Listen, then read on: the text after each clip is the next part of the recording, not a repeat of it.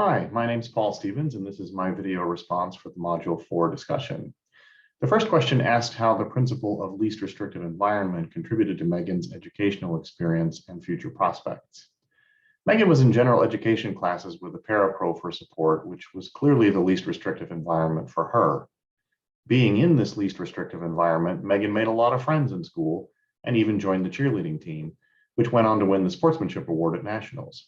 She became a fashion model, worked at the Mile High Down Syndrome Association, and is now learning to be a public speaker. The second question asked about court case rulings that led to policies for ensuring that students like Megan experience a least restrictive educational environment. Bateman and Bateman described several cases, including Ronker v. Walter and Daniel R.R. v. State Board of Education, but the one that they emphasized addressed this issue in a clean manner was Oberti versus Board of Education.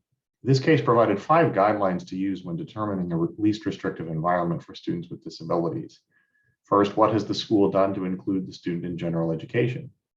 Second, taking into account all supports and services available, did the school attempt to modify the curriculum to meet the student's needs? Third, what are the relative benefits of being in a general education classroom as opposed to a segregated classroom? Fourth, would placement in a general education classroom setting negatively impact other students in that classroom? And finally, if a segregated classroom is necessary, how did the school work to include the student with their non-segregated peers in other ways? Another case dealing with this issue was Sacramento City Unified School District versus Rachel H. This case gave a set of 4 factors to consider regarding placement of students with disabilities in their least restrictive environment. And though the 4 factors differ slightly from those given in Oberti, the general ideas are similar.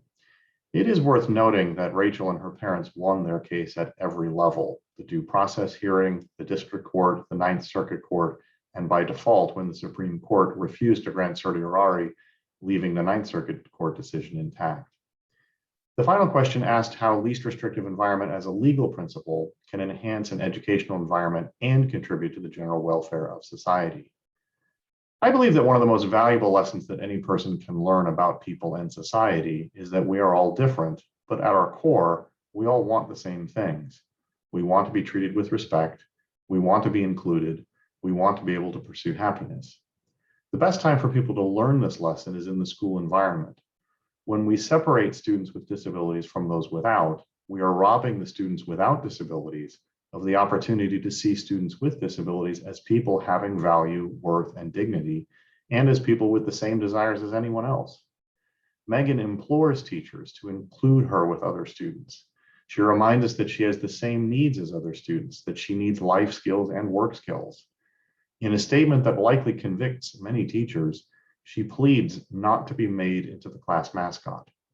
She wants to learn to be independent, and she asks to be held to the same behavior expectations as other students. Most of all, she asks not to be limited by the soft bigotry of low expectations. Our society desperately needs to learn this lesson, and the principle of least restrictive environment provides a natural pathway for students to do so before joining our society. Thank you.